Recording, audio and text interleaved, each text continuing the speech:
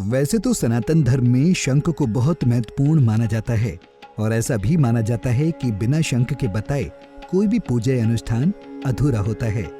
लेकिन क्या आप ये जानते हैं कि भारत में एक ऐसा मंदिर है जहां शंख बजाना पाप माना जाता है, या फिर ये कह सकते हैं कि यहाँ शंख बजाया ही नहीं जाता है। और खास बात तो ये है कि यह मंदिर भारत के सुप्रसिद्ध मंदिरों में से एक है। जी हाँ, तो आखिर इसके पीछे क्या रहस्य है? आखिर क्यों यहाँ शंख बजाना पाप है? आइए इस वीडियो में आपको बताते हैं। तो जैसा कि हमने आपको पहले ही बताया कि सनातन धर्म में पूजा पाठ के दौरान शंख बजाने का विशेष महत्व है। यही नहीं, किसी भी शुभ काम को करने से हिंदू धर्म के अनुयायी शंख जरूर बजाते हैं।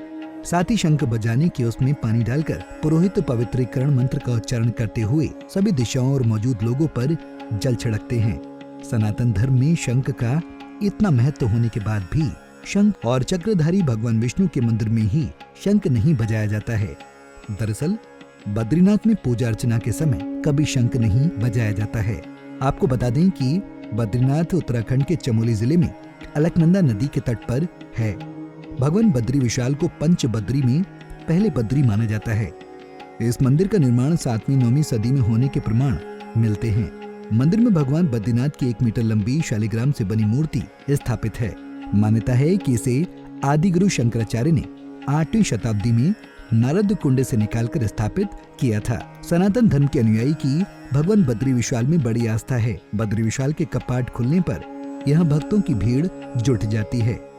इस मंदिर में शंख नहीं बजाने के पीछे धार्मिक, प्राकृतिक और वैज्ञानिक कारण हैं। पहले जानते हैं कि बद्री विशाल में शंख नहीं बजाने के पीछे धार्मिक कारण क्या है।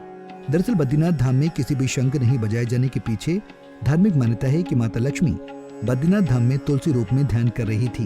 जब वो ध्यान मग्न थी, उसी समय भगवान विष्णु ने शंखचूर्ण नाम के राक्षस का वध किया था। हिंदू धर्म में किसी भी शुभ काम को करने या समापन करने पर शंख बजाया जाता है। लेकिन भगवान विष्णु ने शंखचूर्ण के वध के बाद ये सोचकर शंख नहीं बजाया कि तुलसी रूप में ध्यान कर रही माता लक्ष्मी की एकाग्रता भंग हो सकती है। आज भी इसी बात को ध्यान में रखते हुए बद्रीनाथ धाम में शंख नहीं बजाया जाता है। इसके अलावा एक और कथा प्रचलित है कि हिमालय क्षेत्र में दानवों का बड़ा आतंक था। वो पूरे क्षेत्र में भयंकर उत्पात मचाते थे। उनकी वजह से ऋषि मुनि मंदिर में भगवान की पूजा तक नहीं कर पाते थे। यही नहीं, अपने आश्रमों में भी ऋषि मुनि संध्या ध्यान नहीं कर पाते थे। राक्षस ऋषि मुनियों को अपना भोजन तक बना लेते थे। ये सब देखकर ऋषि अगस्त्य ने माता भगवती के सामने मदद के लिए प्रार्थना की। इसके बाद माता भगवती कूष्मांडा देवी के रूप में प्रकट हुई और अपने त्रिशूल व कटार से सारे राक्षसों का विनाश करने लगी। माता भगवती जब राक्षसों का वध कर रही थीं, तो 2 राक्षस अतापी और वतापी बचकर भाग निकले। राक्षस अतापी ने मंदाकिनी नदी में शरण लेकर अपनी जान बचा ली। वही राक्षस वतापी बद्रीनाथ मंदिर में रखे शंख के अंदर छिप गया। मान्यता है कि अगर शंख बजाया जाएगा तो वतापी राक्षस बाहर निकल आएगा, इसलिए आज भी वहाँ शंख नहीं बजाया जाता है। इसके अलावा इसका वैज्ञानिक कारण भी है। वो ये है कि बद्रीनाथ धाम में बर्फबारी के समय पूरा बद्री क्षेत्र बर्फ की सफेद चादर से ढक जाता है। वैज्ञानिकों के मुताबिक अगर बद्री क्षेत्र में रखा शंख बजाया जाएगा तो उसकी आवाज बर्फ से टकराकर प्रतिध्वनि पैदा करेगी। इससे बर्फ की विशाल चादर में दरार पड़ने की आशंका रहती है। यही नहीं, अगर बर्फ की चादर में प्रतिध्वनि की वजह से ज्यादा गहरी दरार पड़ गई तो बर्फीला तूफान भी आ सकता है। अगर ऐसा हुआ तो पर्यावरण को भी नुकसान पहुंच सकता है। शंख की प्रतिध्वनि से लैंडस्लाइड का खतरा भी पैदा हो सकता है।